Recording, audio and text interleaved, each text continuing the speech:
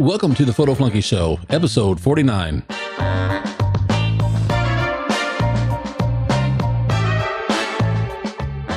Today's topic, we're going to be talking about the truth about getting access to those cool places where you want to shoot.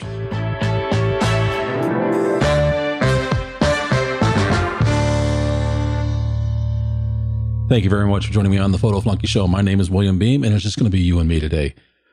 Of course, show notes are going to be available at williambeem.com/episode 49. You can find a transcript there for free.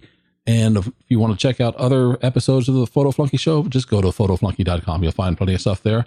And of course, on the website, you'll be able to find links to follow on Facebook, Twitter, Instagram, and Pinterest. Okay, today's show is probably going to be pretty short, but that's because we're going to talk about something we're just really going to get the heart of it. This was inspired by something that was actually on Scott Kelby's show, The Grid, from Kelby One, if you're familiar with it. It's a wonderful show. I've enjoyed it. And I was looking back at something older. They've got something that was showing up in their trending, and it was the truth about access, really, for concert photographers. And it was Adam L. You know what? I'm probably going to butcher the poor man's last name, so I'm not even going to say it. Concert photographer was on there. Brad Moore was on there, who also does wonderful concert photography. And the question came up to them about, how do I get into the pit if I don't have credentials? I don't have a magazine or something like that. And Adam came up with just the brutal, honest truth. You don't belong there. And that is because your photography in a concert environment has to serve a purpose. Either you're shooting for the band or you're shooting for the media. If you're just a fan and you just kind of like to take those photos, well, you don't really belong there. So you need to make some connections. You need to do something to serve an audience in order to get into the pit. And that just got me to thinking, it's really true for more than just concert photography. There are two things that are really going to be important about getting access. And we'll start off with the first one they brought up, is who are you serving with your photos? So there are a lot of cool places that maybe you don't have permission to go to. You need to ask for permission to get there. They're not necessarily going to be places that you can always get into. Sometimes, it doesn't hurt to ask. I've managed to go to places, ask, may I go take some photos here? May I do this or may I do that? And a surprising number of times, the answer has been yes. And I share my photos with those folks when I'm done. Sometimes the answer is no, and there's a good reason for that. One is because it's an inconvenience to people if you're going to use their business or home or whatever property it is for yourself. Basically, you're saying that you can't use your own space while I take photos here. You're impeding them. You're impeding their operation. You're impeding their home. And you're basically displacing them for a little while. So you got to kind of sweeten the deal. You need to find out what is in it for you. If you're shooting for a magazine or a publication, then you can say there's some publicity opportunities for you here. Or maybe you could use these photos to help promote your own business. There's got to be something in it for them. And those are just things off the top of my head. Those are probably some of the most common ideas. But if you're creative and you can think of other angles, something that just benefits them, maybe you can perform another service for them. For example, maybe if they let you use that location to take your photos, you can also come back and shoot some photos for them. There could be a little trade around there. Or maybe, you just pay them and say, look, I really like your space. I'd like to rent it. That could be a fine option as well. Another possibility is they don't trust you not to break something. And this is something that you've got to keep in mind. If you're going to be using locations, you need to have insurance. Basically, there are two things that you need to make sure that you have. One is going to be workman's compensation, and the other is liability insurance.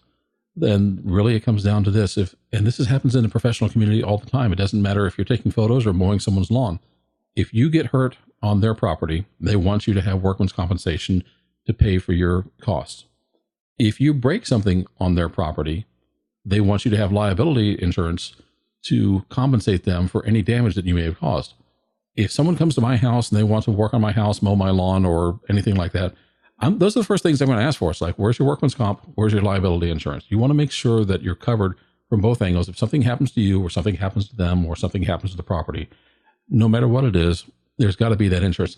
That insurance is actually a nice sweetener. If you go up to somebody and you say, I'd like to get access to your place, I have insurance coverage, here are my forms, that kind of helps open the door a little bit. Not always. There are other considerations besides being insured. But if you don't have that insurance, it's very easy for someone to say no.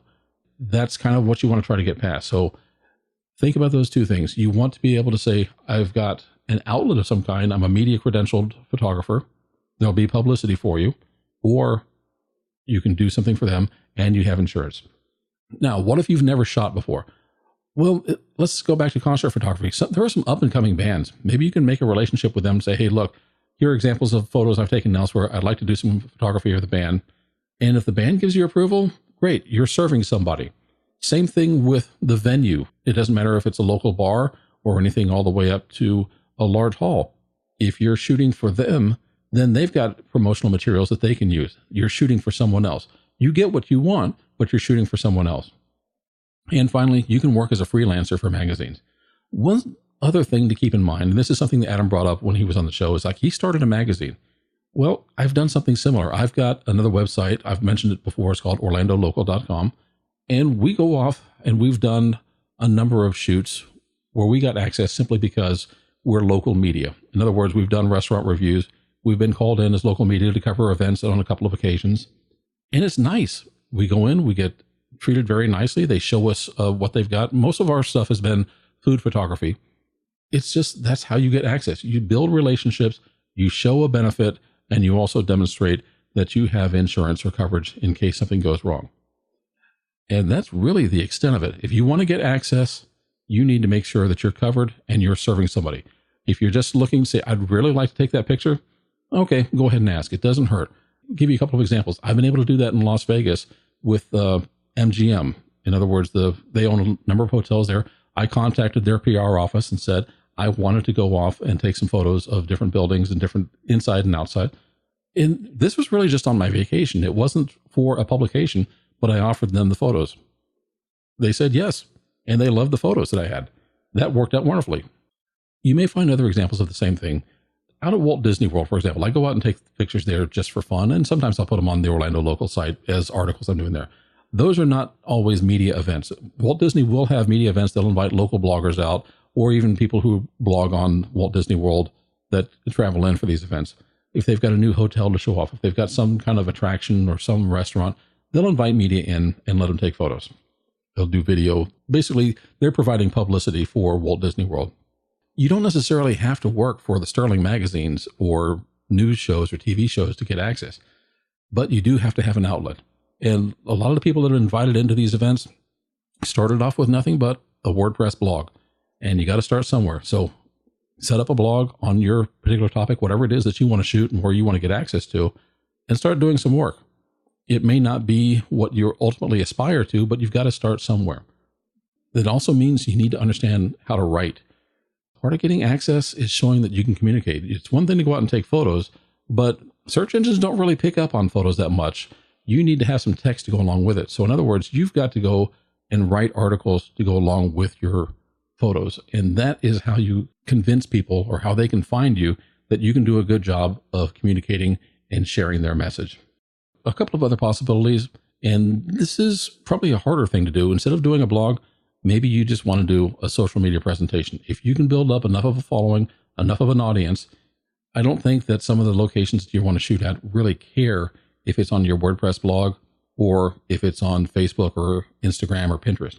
If you've got tens of thousands of followers, people who are following you to get information and news or photos, that is something that you can take to a location and the management there and say, look, I've got this many people. I'd like to shoot photos of your location.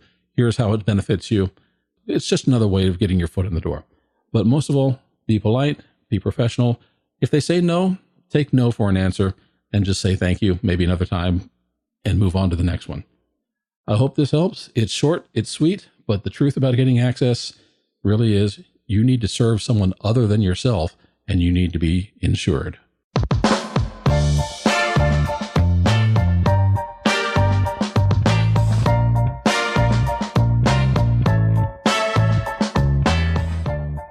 Thank you very much for joining me on the Photo Flunky Show today. This is episode 49. So, of course, you can go to williambeem.com/episode 49. Find a transcript of the show there for free.